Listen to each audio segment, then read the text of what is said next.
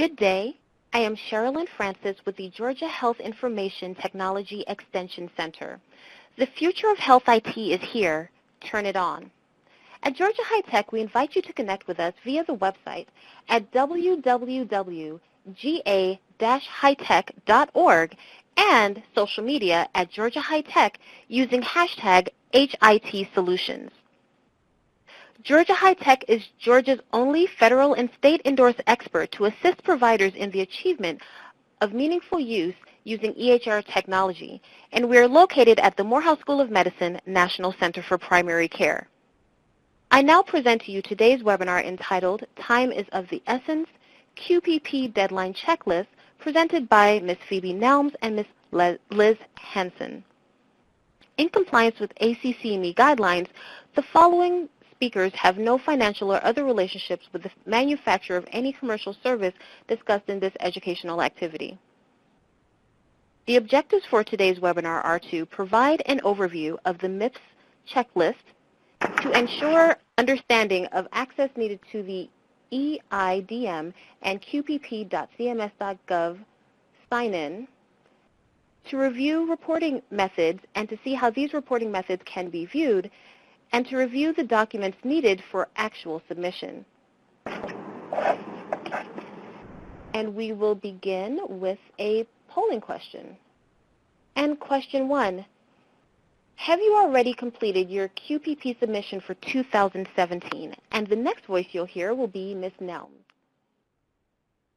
Good afternoon, everyone, and thank you for joining us. We're really glad you could be here for this QPP submission checklist. It's really time now because we only have 11 days until the QPP submission deadline. So for those who need a little encouragement for that, to reach for that finish line, we're glad that you joined us today. And for those who have already submitted, as some I see have by the polling question, please share your feedback with your fellow participants in the chat box. So, are you ready? We're going to discuss the items on this checklist one by one. We go through the presentation. Liz will help us with that. And so we won't take the time to read each and every one of them at this time. So, of course, a few things that have come to our attention as we've helped other people to submit their information.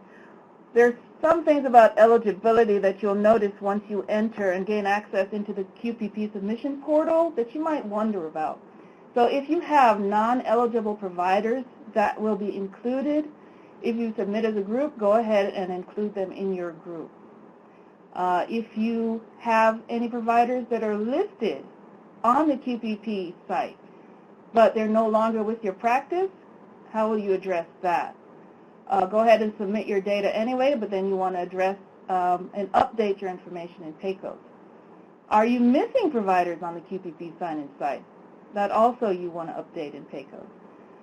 And then, of course, if clinicians have left your practice, you want to follow up on them and also follow up on new providers that have entered your practice to make sure they're included in your group.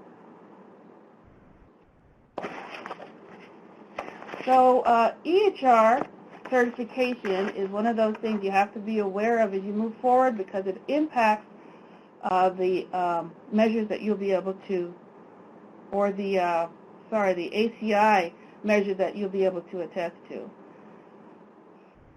And you want to be able to attest to and get the full points that you can for meeting the advancing care information measures. You can also impact whether you have access to a MIPS scorecard or dashboard, and this is an extremely helpful tool in seeing where you are in meeting the measures and how you can adjust moving forward if you, as you plan your next year's activities. So by far, the vast majority of clinicians will use the transition measures for the ACI component because most have a 2014 certified EHR. And there's an important point to note here that the 2017 MIPS participation can be accomplished without an EHR because there are other categories that do not require the use of the EHR. So again, our 2017 transition measures require 2014 certification.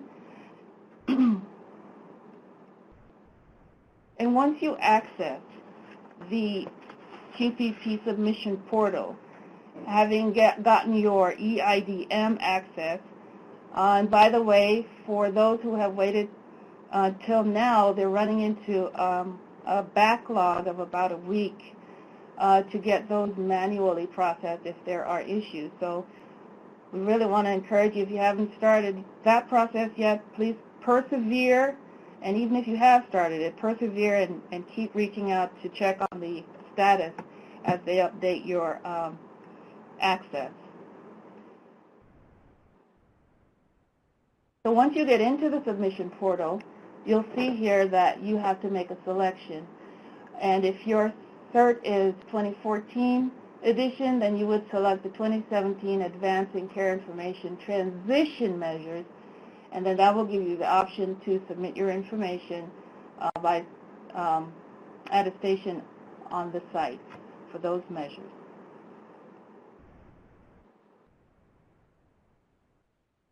So, as you know, CMS has built in a lot of flexibility, or tried to build in flexibility, to make the adjustment to the new quality payment program easier for clinicians and practice managers. So the options that they have given are not participating at all, in which case it was written into the law that there would be a 4% negative payment adjustment for anyone who did not select to submit data. Option 2 would be to submit just a minimum amount of data for 2017, maybe one quality measure or one improvement activity, and that would allow the individual or practice to avoid the downward payment adjustment in 2019. Option 3 was to submit 90 days of 2017 data to Medicare and earn a neutral or maybe even a positive adjustment. And if few clinicians submitted at this level of participation, then the likelihood of a maximum positive adjustment would increase. So we'll have to wait and see how this shakes out. And of course, option 4, to submit a full year of 2017 data to the QPP program and earn a positive payment adjustment from the funds that were set aside to incentivize participation. So now we have another polling question. Which PACE have you selected to participate in QPP, particularly MIPS? All right, it looks as if many have selected to submit data for the partial option, 90 days. So that is fabulous, excellent. Kudos to all of you.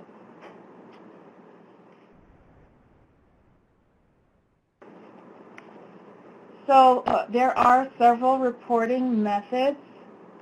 There is, of course, the QPP Submission Portal. There's also an option to use a registry, to use your EHR to submit not only for ACI but also quality.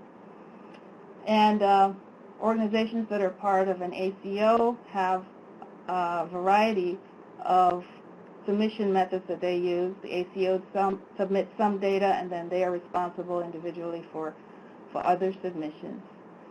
For individual clinicians, claims was an option, and also the QRDA3 file, which is extracted from the EHR, is also another method to submit quality data. And again, of course, a registry or the ACO in combination. So if you are a part of an ACO, be sure to clarify what your ACO is reporting on your behalf and what you need to submit to the QPP site.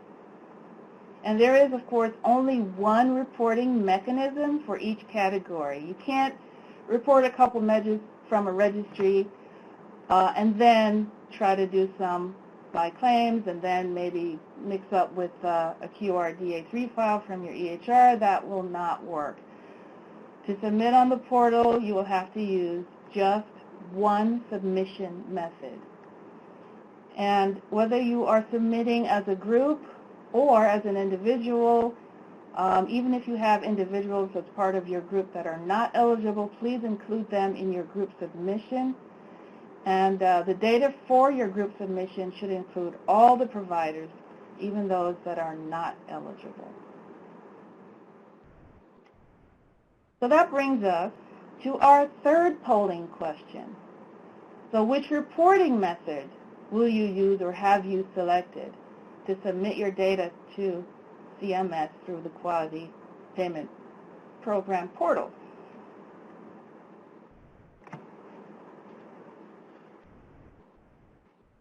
And GPRO stands for Group Practice Reporting Option. So it looks as if most of our attendees are using the QPP site and a combination of that along with claims. And there are some who have used the QPP site and the QRDA3 file format from the EHR. So we have a nice mix. Some even using registry.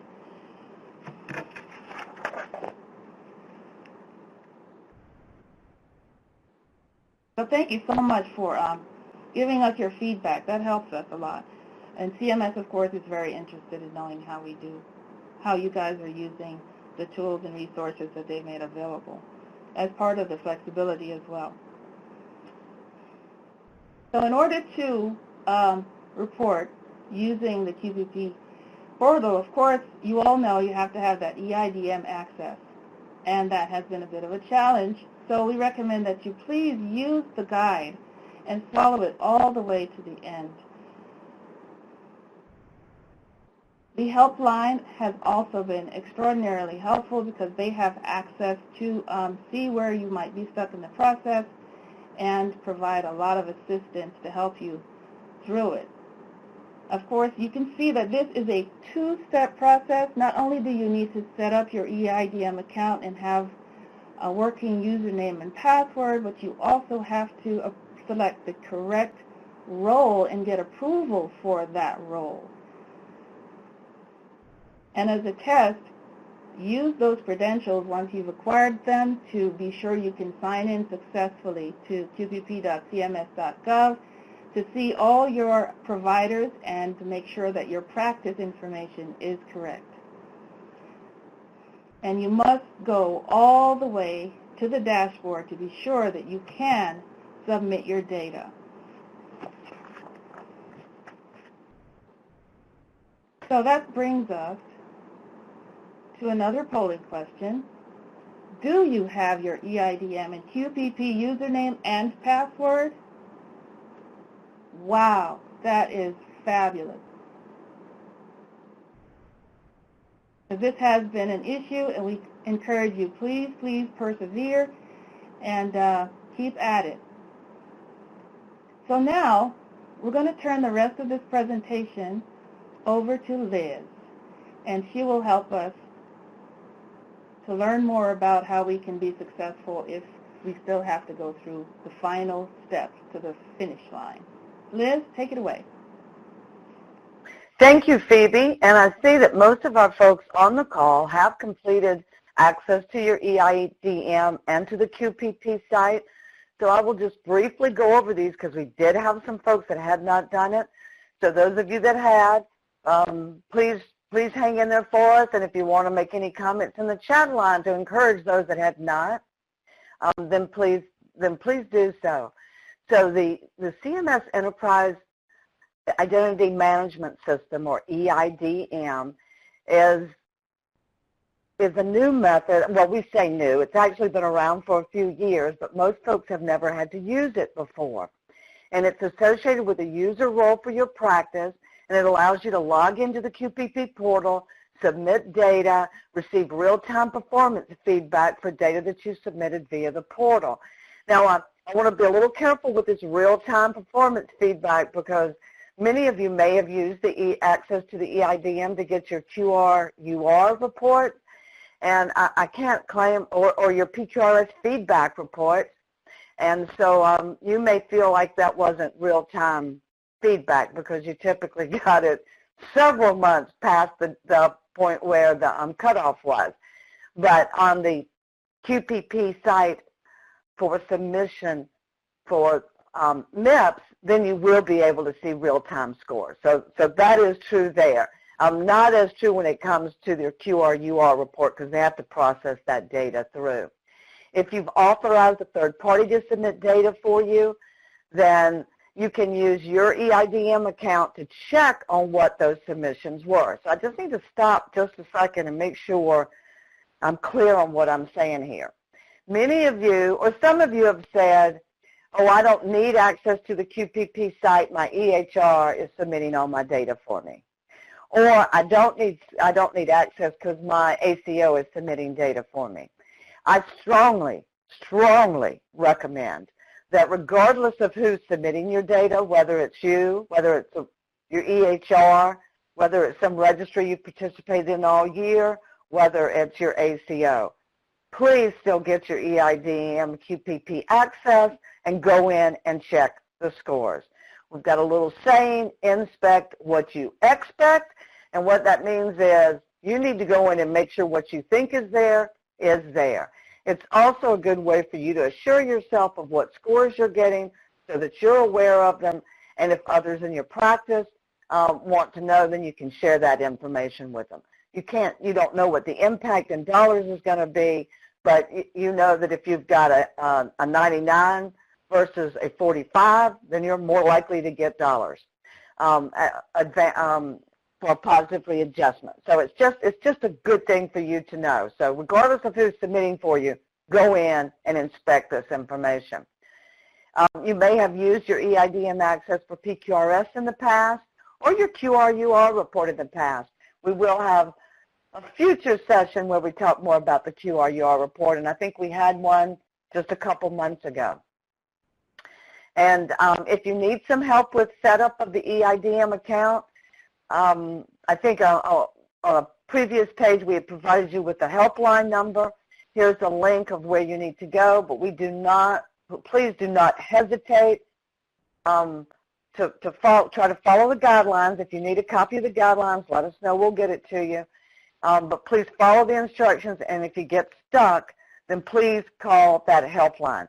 As Phoebe mentioned, they are a bit behind in resolving some of the bigger issues, but most of the issues they can help you resolve, and we can tell you that it's easier to get through later in the day, or they stay up until 8, or I would bet that from 8 to 9, that's more easy to get to them, and on Friday afternoons, I understand that it's easier to get through to them.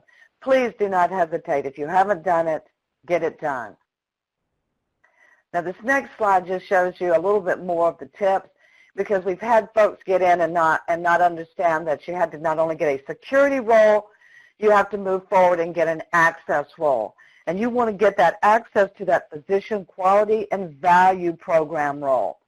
So first you get your security role, security officer, individual practitioner, or group representative, and then you get access to the physician quality and value program role. If you don't get that second piece, you won't be able to get into the QPP site. I do want to give you a little bit of warning. We've got a little checklist about determining your role. Make sure your information is right. Cross-reference and make sure it's the same as what you've got in PACOS. Prepare for that multi-authentication. What this means is you not only have to put in your username and password, you have to receive a code from the site to give you access, and that's multi-authentication. It seems confusing, but once you've done it a few times, then you'll get used to it. And then read the instructions for your account setup. So, excuse me, here's a link for the EIDM Access instructions. And again, if you have some concerns, don't hesitate to call that QPP helpline. Excuse me. And I did want to let you folks know that some of you have had some hiccups because you didn't have all the information you needed with you. So if you read through that guide, it'll tell you that you need your PTAN. And it'll tell you that you're going to have to enter your Social Security number. So it'll tell you what type of information you need to have ready. Folks, please write down your username, your password, and your security questions and answers. We've had some issues there. Now we'll just briefly scoot through where you go. So you want to, once you get your EIDM Access, security, and access roles, you want to go to the qpp.cms.gov site and sign in. Once you go, click on sign in, you will be given this screen where you enter your EIDM user ID and your EIDM user password. If you have not set up your EIDM previously, and we have a couple who have not, do not use your email address as your user ID. It'll work on the EIDM side, but the QPP site has a problem with the @ symbol. They can certainly fix this for you. I've had at least 2 folks have this fixed because they set it up years ago and now it doesn't work for the QPP site, but it took them a few days. So at this point, let's just bypass that barrier and don't use the @ symbol in an email address. Once you have done that, you have to check yes to the statement of truth and sign in. And then you will get your verification code. Some of you have chosen to send the verification code to your email, which is okay. I found that takes a little bit longer, but that's okay. Many of you use your cell phone number, and that way you get an immediate ding on your cell phone. You look down into the body of the text and use that code. It's kind of odd because the code comes across with a number in it in the subject line, but it's the code in the body of the text message that you need to use. That has been a little confusing for some, but most got it straightened out. And then you submit the code, and then you will be able to get in. And you'll see your dashboard. And once you see your dashboard, you'll see if there are multiple entities that are assigned to you from that dashboard. We have some folks that are consultants, and they have access to multiple practices. We have some folks that are doing this for multiple practices, and they're billing managers or billing services for multiple practices. So they may have multiple practices show up on their dashboard. Most of you will just have the one practice that you'll see, and once you have that one practice, then you can go in and make a decision about whether you're reporting as a group or as an individual. Now, I missaid that. You should already know which way you want to do it. So once you see your practice and check the TIN and make sure it is correct, then you're going to select report as a group or report as individual. If you select report as an individual, then you will get the individual practitioner's name. Again, always checking that TIN, checking that MPI, making sure your information in there is correct. I would hate for y'all to have done all this great work and actually submit and not have checked something, and it turns out that there was something wrong with an NPI or something about your account. So we want to get that straightened out from the front side. So once you get to the individual, then you can then choose quality measures, advancing care information, or improvement activities. I almost hate to present it this way because this makes it seem like it takes a long time. Many of y'all on the phone that have already done this can attest that if you've got all your information ready to go, this is a pretty fast process, much faster than getting your EIDM account typically. Now, if you wanted to report as a group from that dashboard, you could have chosen report as a group, and then you will get a screen that looks like this, and then you can pick to move on with your quality measures, your advancing care, or your improvement activities. So you just have to know which method you're going to use, whether you want to report as a group or report as an individual. We have had some issues with reporting as groups. I know those of you that have bigger practices, it's much easier to do it as a group, and if you're with an ACO, they may require it. But many EHRs are still having difficulties generating reports as a group. So if your EHR can't generate the report for you to have the data, then you may want to rethink how you're going to report if you have that option. And you guys know we're available if you want to talk about your specific situation. Now, let's talk about each of these components and what you want to have ready to do your submission. So you want to have your ACI report available and ready. Now, some of you may be having to use meaningful use reports and picking out the right measures. We still have a few that are having to do that, and that's okay. You just make sure you save that report. Don't depend on having to generate those reports 6 years from now when it's not going to be available on your EHR anymore. So have that report available, and when I say have it available, I don't mean have a file, have it saved in your system. I mean either have it on another screen where you can see it or have it printed out, because you're going to want to be able to cross-check the numbers as you put them in, and you do not want to be flipping back and forth between the QPP site and your screen and your file to see what the scores are. Make it easy on yourself. Just have that file on a separate screen or print it out, and you will rock with it. You got to decide whether you're reporting for a group or individual, and you got to make sure you have the right report. I've had some folks tell me they were reporting as a group, and then all the reports they had were individual. Now, certainly you could, for ACI, you could add those scores together, add all the numerators together, or add all the denominators together, and put that score in for each measure. That leaves room for error. If you do that, we do recommend that you make a summary page with your totals on it and put that in your file, save that for future years if you have an audit. That's not the easiest way to do it. And hopefully if you're reporting as a group, your system can generate a group report. The date range is reflected on your ACI report. You're going to want to pick that out. I do need to stop for just a second and make sure that everybody is comfortable with the fact that you either report all components as a group or you report all components individually. So you wouldn't report some individually and then do 2 individually and 1 as a group. You need to do all components one way or another. And either is okay. The date range, as I said, is on your report. You have to have done a security risk assessment. You do not upload this report. You don't upload the security risk assessment, but you have to save it for 6 years for your files.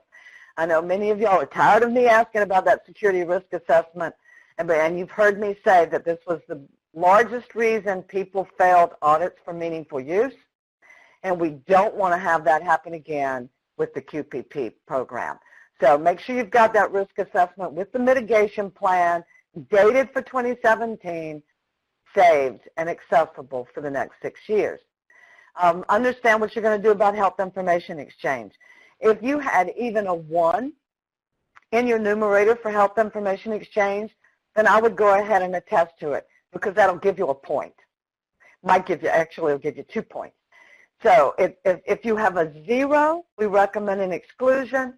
But if you have less than 101, if you have more than 100, you can't take the exclusion if there's more than 100 in your denominator for health information exchange.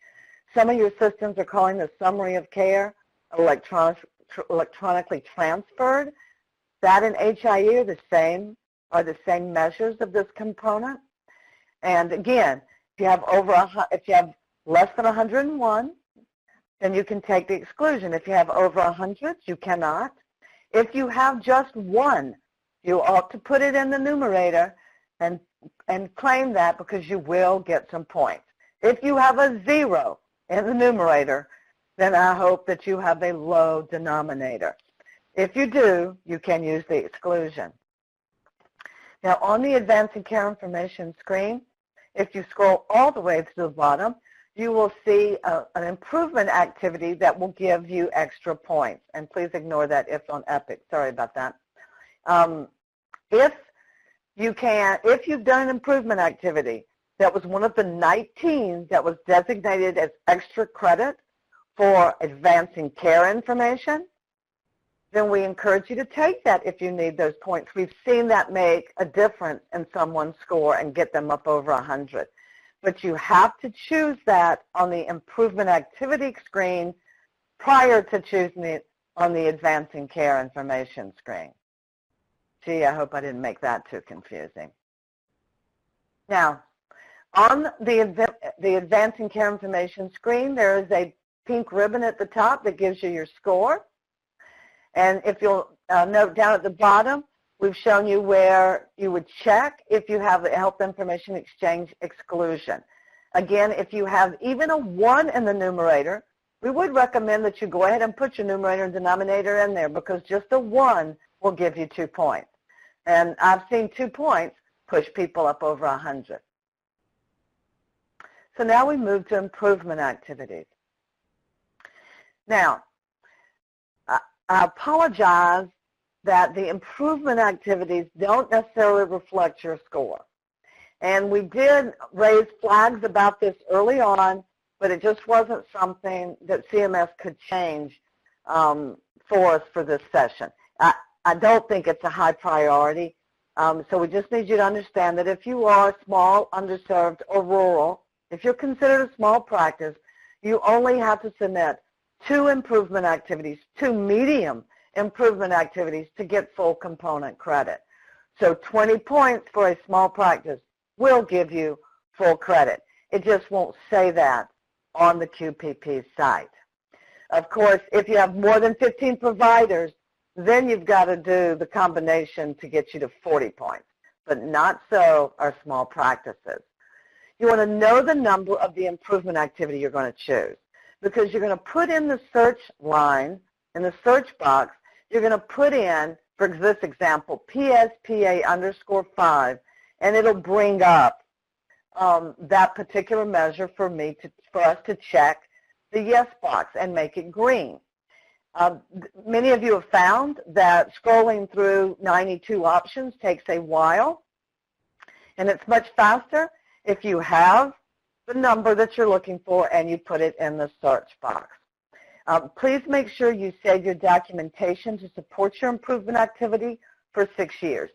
And we're going to talk about at the end a recommendation on how you might do that.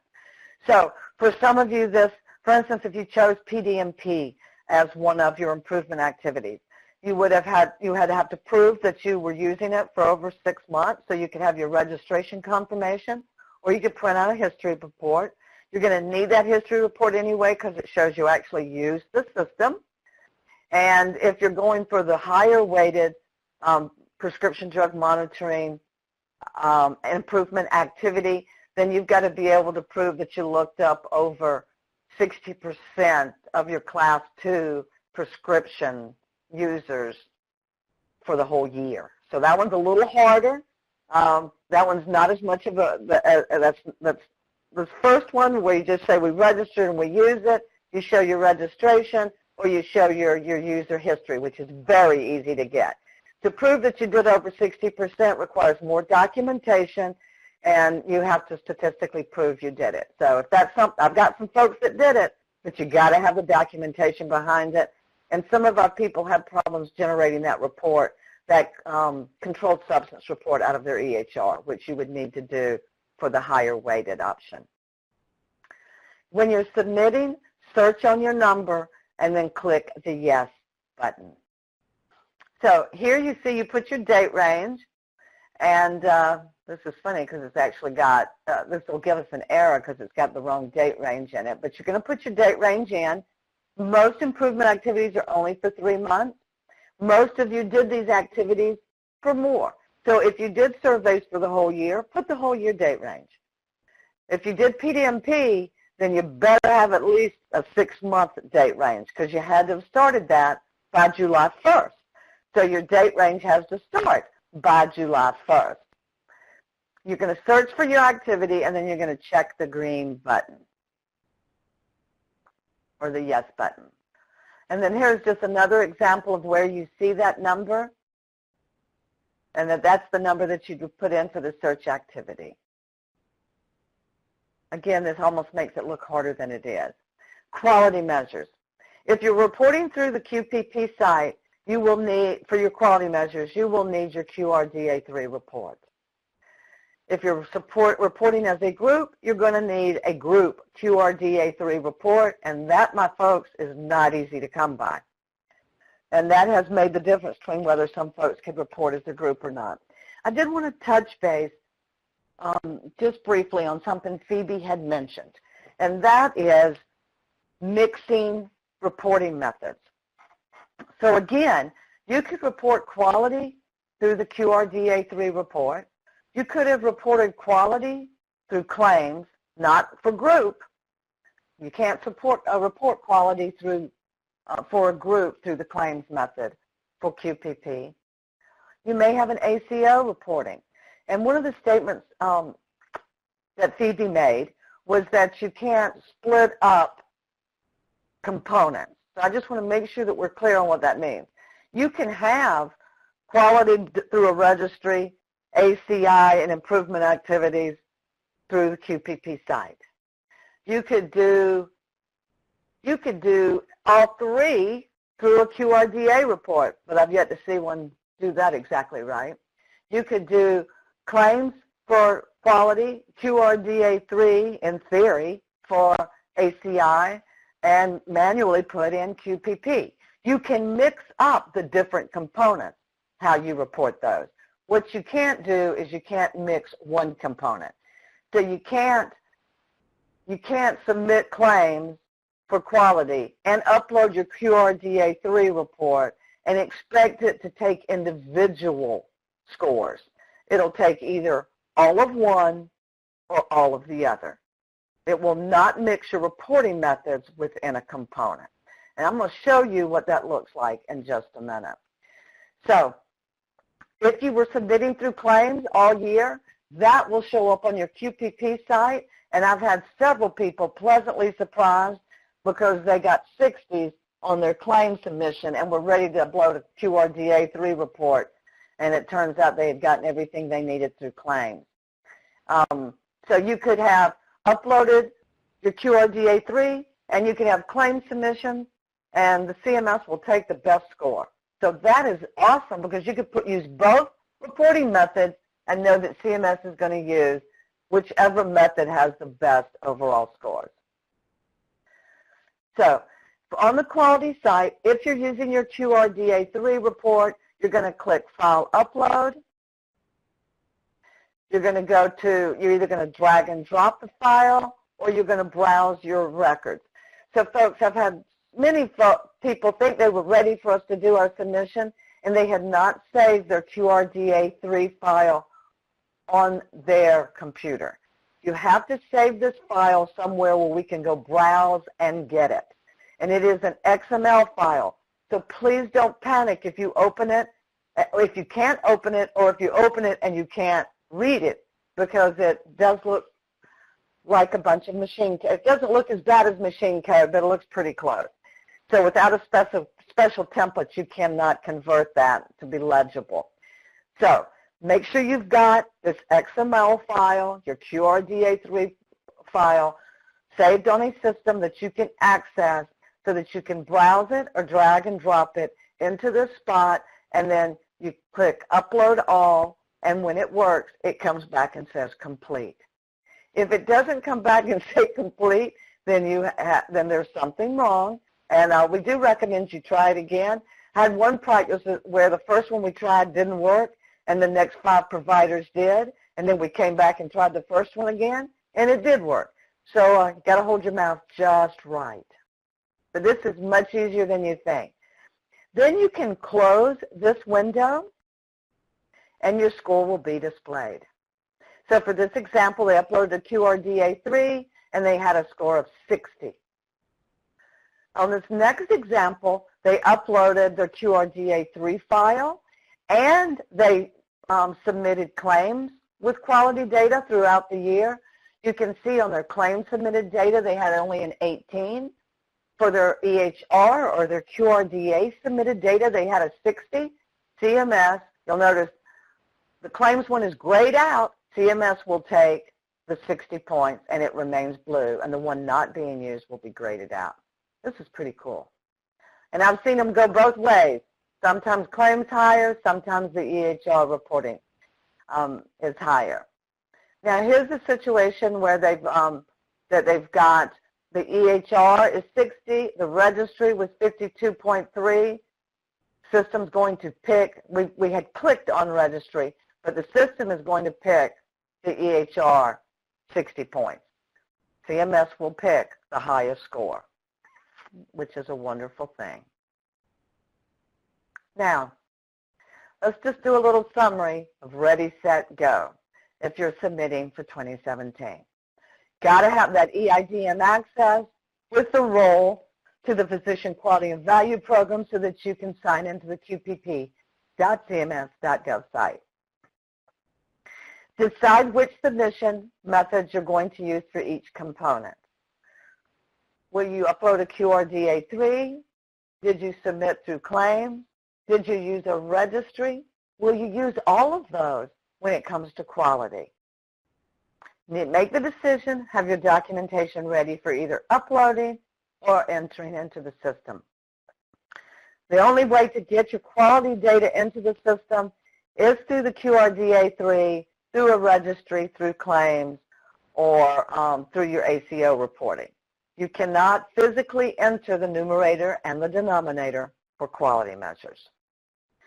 Have your ACI data available, ready to read off so that you can put your numerator and denominators in quickly. It's always good to have somebody looking over your shoulder, though, to check those numbers.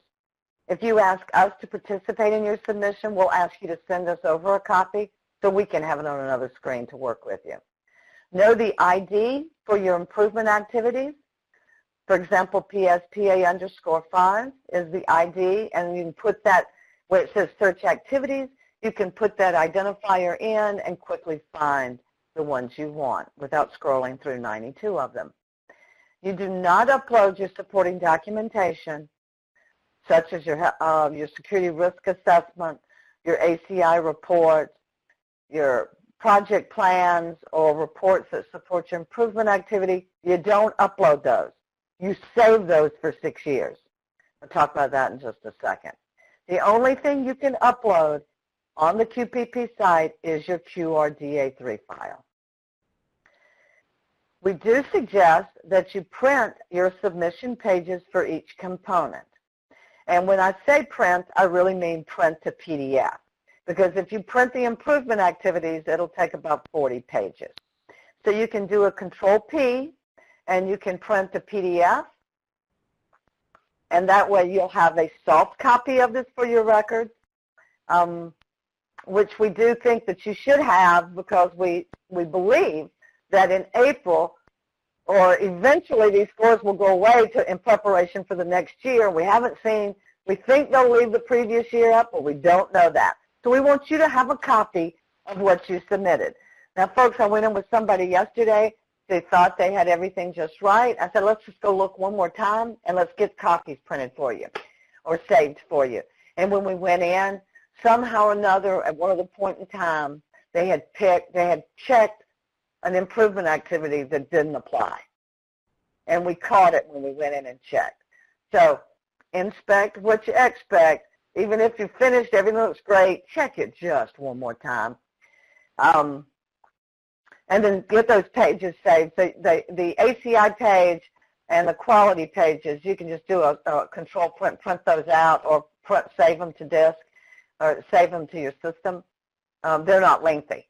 But that improvement activity, that's lengthy, so you don't want 40 pages of that.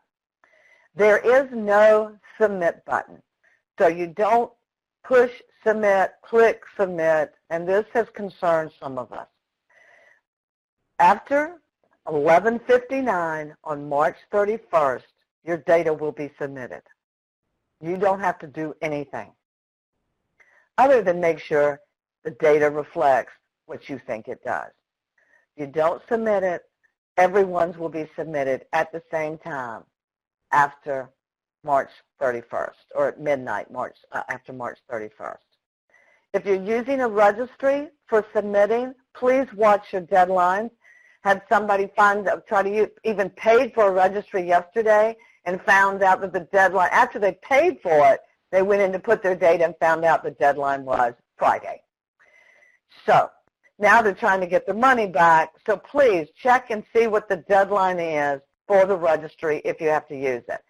Now you may be thinking, why does anybody want to use a registry? And folks, we still have a lot of people out there who cannot get a QRDA3 report, and they feel like paying $300 or $400 to use a registry to report quality is going to be worth it to them. You may not think so, so you may just say the heck with it. Or you may say, you know, I'm just going to get ready to use a registry. I'm going to find out what the facts are, what I need to do to use that registry, and if I don't get my QRDA3 report by the deadline of that last registry, I'm going to go ahead and use the registry. There is a registry that is open, looks like it's open until the 26th. So, and we can't tell you which registry to use, but there's several of them out there. Many of them have already closed, but there's 2 or 3 that are still open. So if you have to use a registry, if you're in a quandary about whether you should, give us a call. Let's talk about it if you're having some issues. Save your reports. Save your security risk assessment.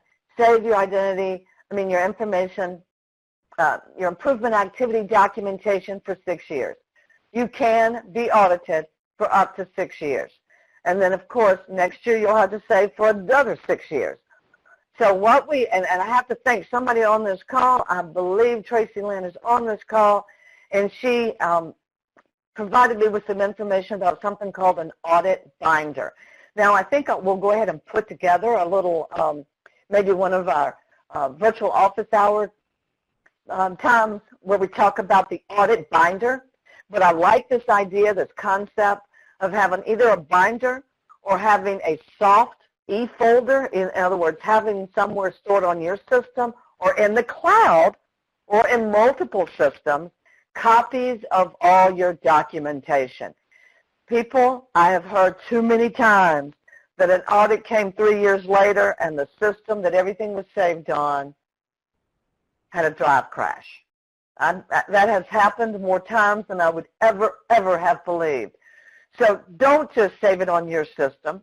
Don't just save it in a binder.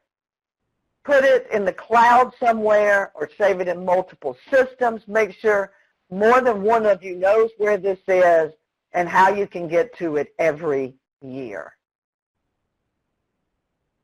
I'm pretty keen on that. I'm pretty keen on that audit binder concept.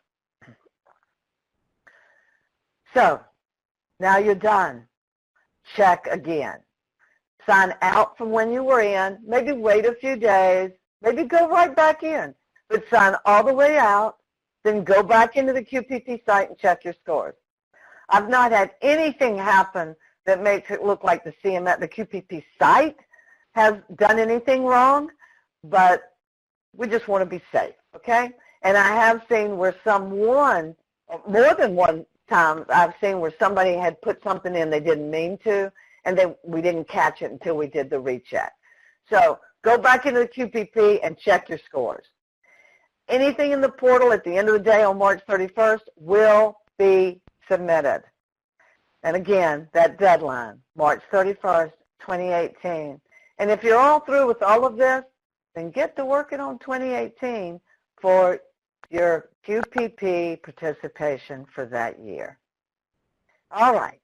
That was a lot, but for most of you, it was like falling off a log because you've already finished, but some of you have not. So I'd like to take a look, if I can, at some of the questions. And so, oh, Phoebe's answering questions while we're going, and I'm missing all the questions.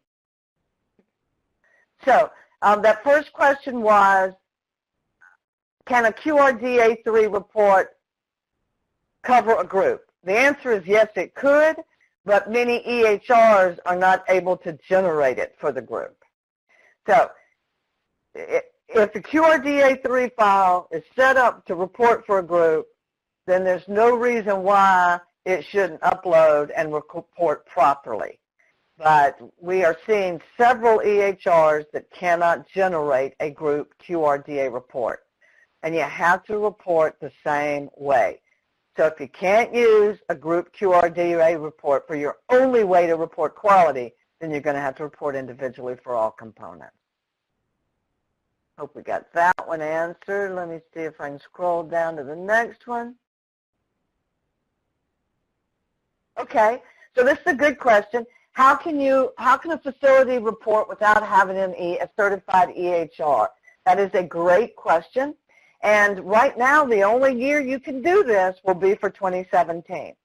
So if you do not have an EHR, then you still could have reported quality on claims, and that would have tracked for you.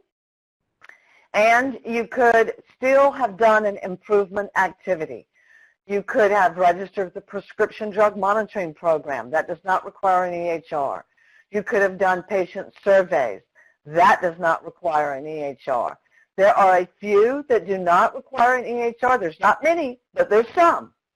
So if you reported one claims piece of data for quality, you can avoid the penalty, and you wouldn't have had an EHR to do it. Or you could have done an improvement activity and not had an EHR. Now, you may be thinking, well, it's too late now. So, yeah, if you didn't do a survey in 2017, you can't count that now. But if you did do a survey, or the hospital was doing a survey for you in 2017, then we could write up a project plan, get those results, and you could use that, and it would show that you had submitted at least one component, and it would keep you from the negative adjustment. So I hope that answered that question.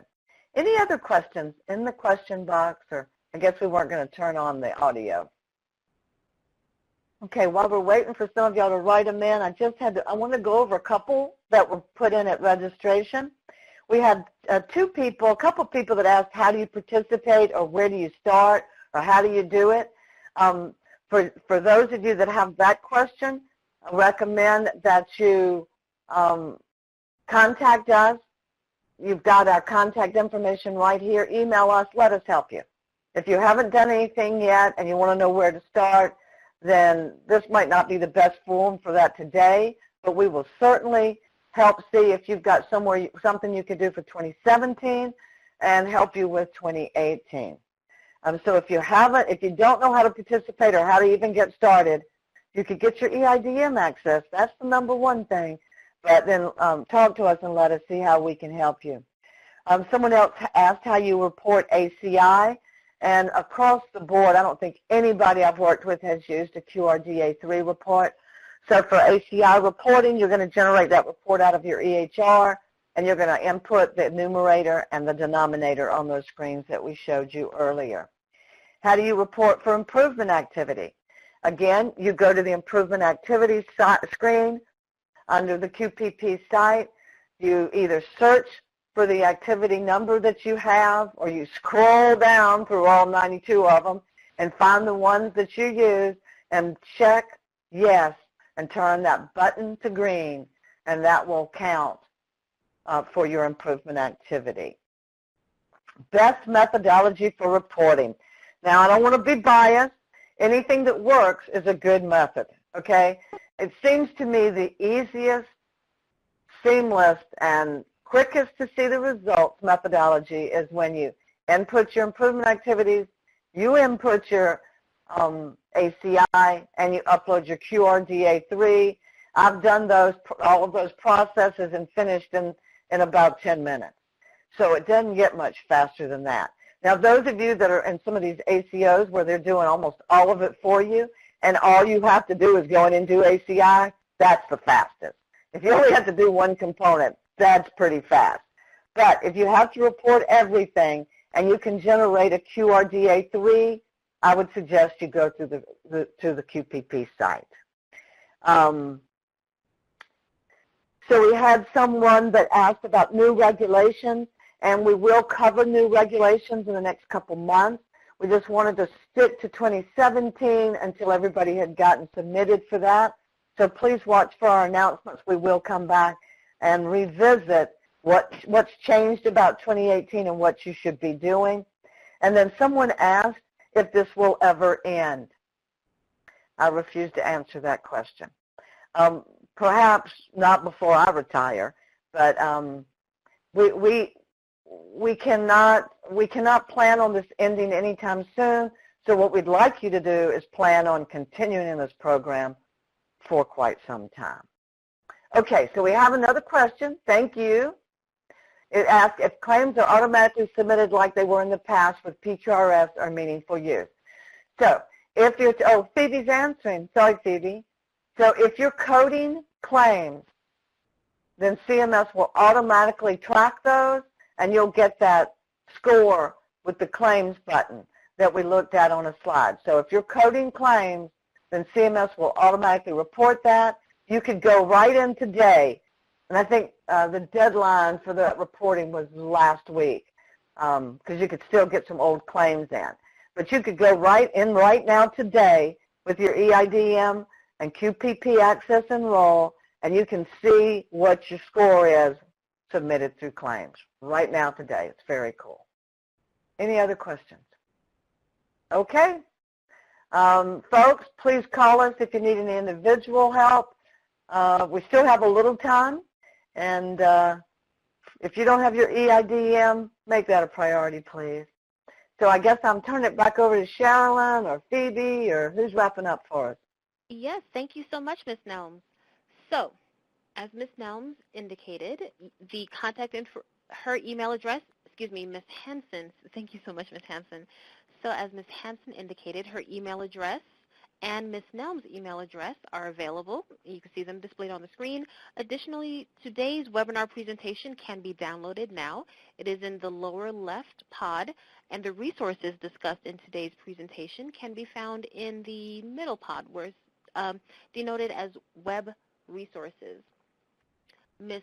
Hansen and Ms. Nelms, thank you so much for an extremely engaging and informative presentation. For our webinar participants, we ask you to save the date for March 27th, so that will be the next virtual office hours, so that is next week, Tuesday, and the topic will be, have you submitted yet? Ask us your outstanding questions, and you will have an opportunity to dialogue with Ms. Hansen and Ms. Nelms once again on the QPP deadline submission process and to get all of your last-minute questions out of the way. Additionally, save the date for April 17th, which is the next GA-HITEC webinar. And the title for that webinar is Meaningful Use Webinar Attestation Checklist Deadline. Again, that is April 17th at 12 p.m. GA-HITEC webinars take place every third Tuesday from 12 to 1 p.m. And again, for all the latest information and updates and resources regarding meaningful use and QPP, we ask that you click here to subscribe to the GA-HITEC listserv. On behalf of GA-HITEC, we thank you for your participation in today's webinar, and we hope that you have a wonderful afternoon.